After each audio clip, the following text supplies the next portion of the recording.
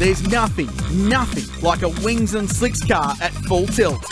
The stepping stone to the top international categories, the Formula 3 Australian Drivers' Championship remains Australia's only true international formula at the start of season 2015, running the same cars here that you can see in Europe, South America and Asia. Formula 3 is a key step on the way to F1 and the top rungs of the open-wheel ladder, as local graduates like GP2 star Mitch Evans and IndyCar champion Will Power can attest. They're the fastest cars around, filled with young drivers on the road to big things, and that makes the Formula 3 Australian Drivers' Championship very fast and very, very furious.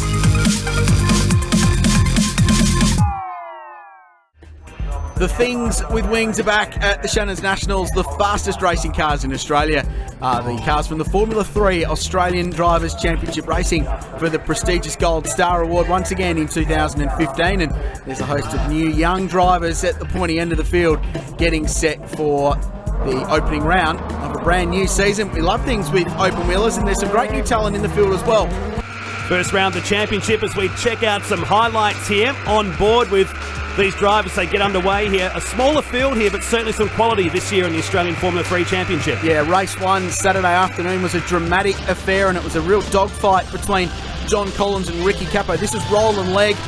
Lost the rear of the car. The Artec Dallara down at Dandenong Road, spun off and out into the gravel track. This was on the final lap of the race in the slipstream. Ricky Capo, 225, 230 k's an hour, round the outside of the Gilmore Racing Dallara. Watch the commitment here.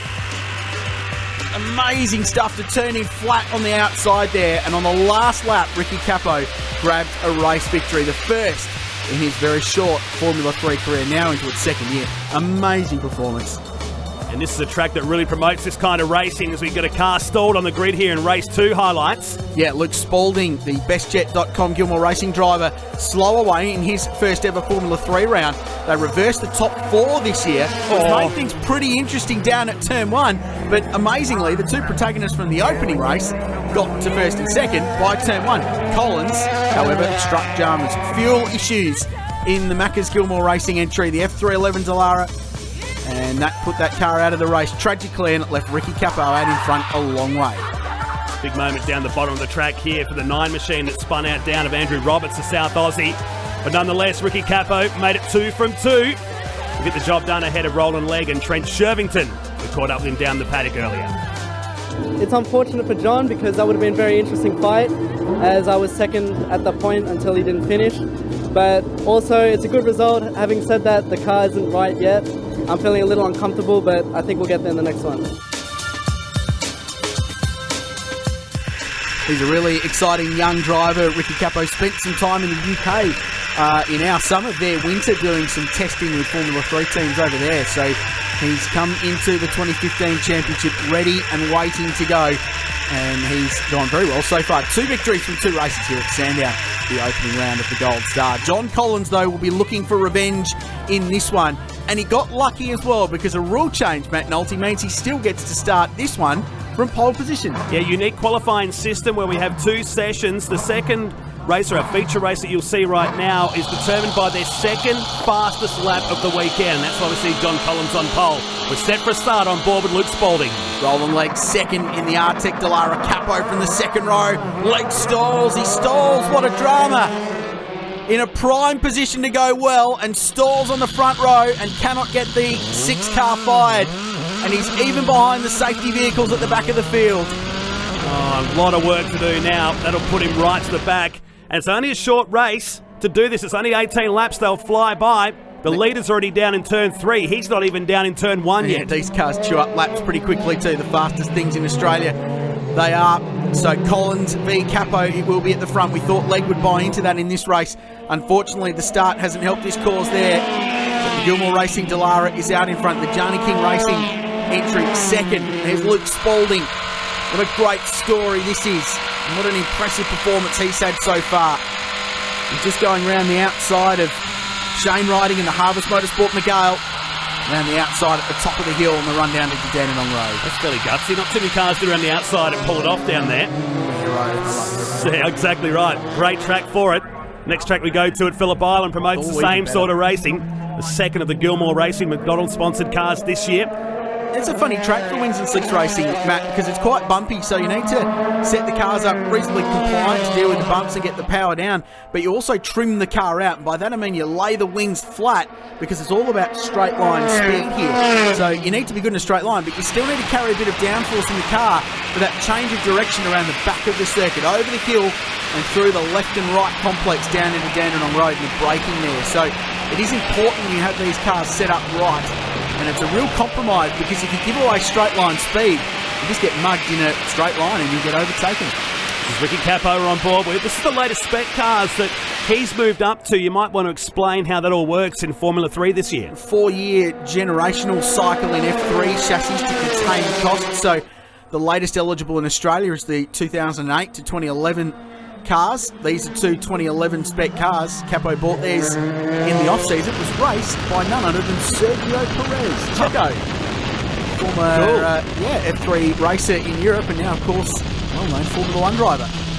Here's Roland Lee, youngster from far north Queensland, and he's charging his way through the field. Good pace in this 07 spec Dallara from Artec Motorsport. Raced a 2004 spec car last year and really impressed in his rookie season. Jumped straight out of go-karting into these cars, Matt. Here's a replay he doesn't want to see ever again. Lucky not to be speared from behind. Managed to claw his way through the field. This will be about a shot. The race-safe safety vehicles, straight away just dropped it, didn't he? You know you've stalled when the medical car has to take evasive action to get out of your way. Yeah, what a frustrating moment that'll be. Very, very easy to stall these cars. They've got a wafer-thin clutch, and it's quite easy to pop them and let them go in a super slow-mo shot down at turn 1. McDonald's Gilmore racing car really nicely balanced so far this weekend. John's been pretty happy with the speed. They went the wrong way in one of the practice sessions, but tuned it the other way, and the car now very, very quick.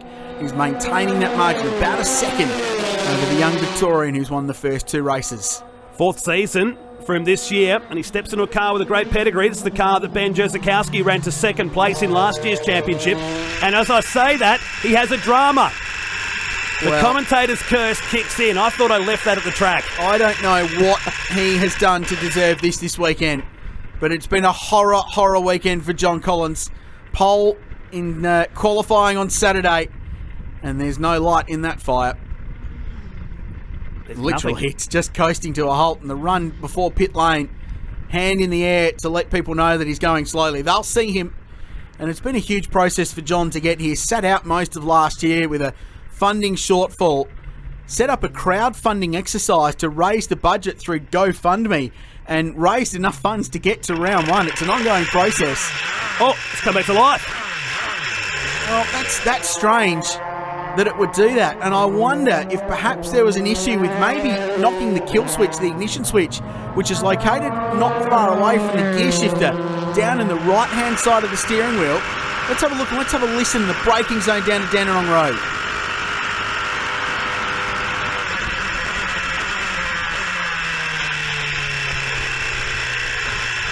I wonder, Matt, if he's just whacked the ignition switch there.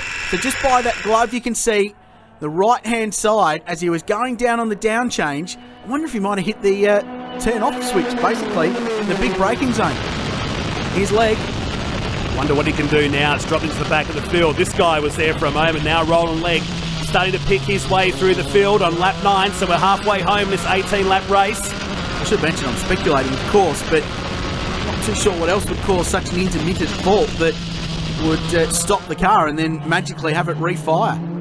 Strange scenario for the Sydney sider. This is a good little fight. And Trent Shervington in the M11 McGale, so Dallara v McGale in Formula 3. This is the car that Chris Anthony raced at the second half of last year's championship.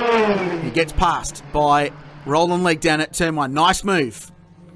Shervington with plenty of experience in local racing in New South Wales. And we're cutting his teeth in Formula 3 racing this year. And now, this guy starting to carve his way back through the field into a podium position, perhaps. Yeah, wouldn't that be a good comeback drive too for the youngster from Mackay? What about this guy, Ricky Capo, out in front, dominant in the 2 races so far, but wasn't looking that way in this one. Collins had his measure and was just maintaining that position the whole way through. It was a real steady motor race between the two. An attack might have come later on, but now it doesn't need to. Collins, meanwhile, is back in the game. He's P6, and this is all about regaining some championship points. Long season, 7 rounds, plenty of racing to come. He just needs to maximise the points he gets in round 1 now. See how good slipstreaming is here on this long back straight. Listen to this. Carries the throttle a long way down. He had to lift because he was in the dirty air of the McGale in front.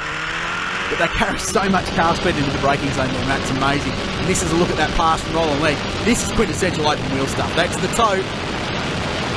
Pulled out well and truly early before the braking marker down here in turn 1. Was even able to move across and get back on the racing line, the gripped up side of the racetrack before he turned in. And I get the feeling Shervington may well have just let him go, because for Trent, it's all about learning this weekend. It's just about getting laps and experience in these cars. His leg. And suddenly he's second. How's the speed that carries through there? If you ever get the opportunity, go to Sandown's Red Hill, which is on drivers right there, and go and stand on the braking zone, almost where our camera is. And you get this view looking down over Dandenong Road and that great descent. It's steeper than it looks on TV as well. And the change of direction, the way these cars point with the aero and the downforce they generate, just amazing. Yeah, it's a brilliant circuit. It's one of our iconic tracks in Aussie motorsport as we come through to complete lap 16. Just hit the hard cut there, John Collins. So he's working his way through, but he's lost plenty of time. And he's the next one to try and get past Shervington. So this will be for 3rd place. So he'll salvage a podium, it looks like. He's got good speed, he's got 2 laps. And he's been lapping very, very quickly. In fact, last time round, punched out the fastest lap of the race, 1:08.23. And that'll help, because every fastest lap you score throughout the year is a bonus championship point. And look how quick he's reeled in Shervington. It'll line him up on this long drag race of a back straight here at Sandown. Isn't it funny, the 2 form guys that went to the back of the field this race are suddenly in 2nd and now 3rd position, you'd think, as Ricky Capo works his final lap. He's a long way in front too. And just cruising around, consistent lap times for the young Melbourneian. His dad, Frank Capo, Modena Engineering, very well respected engineering business in Australian motorsport, gearboxes and the like. And the Johnny King Delara has been well prepared, well presented, and has had great speed, and more importantly has been well driven by a young rising star of open wheel racing in Australia. Ricky Capo has really stamped his mark on the sport this weekend. He's going to clean sweep the opening round. He'll take a commanding lead in the Gold Star going into round 2 at the great Phillip Island Grand Prix circuit. But for now, Sandown is the happy hunting ground for Ricky Capo to victory in the opening round of the Gold Star. The young Victorian has done a very good job. Does it by a country mile. Look at this. No one in the background of that shot. He gets the job done. Roland Legg will finish 2nd. John Collins climbed his way back into 3rd, setting the fastest lap on the final lap of the race. Back to Shervington, Riding, Spalding and Roberts. But well done to Ricky Capo. He's the winner of the first round of the championship. Thank you very much. It's been a good weekend. The team has done a fantastic job. We've got a new car for this season, and it's been fantastic so far, so I'm very happy.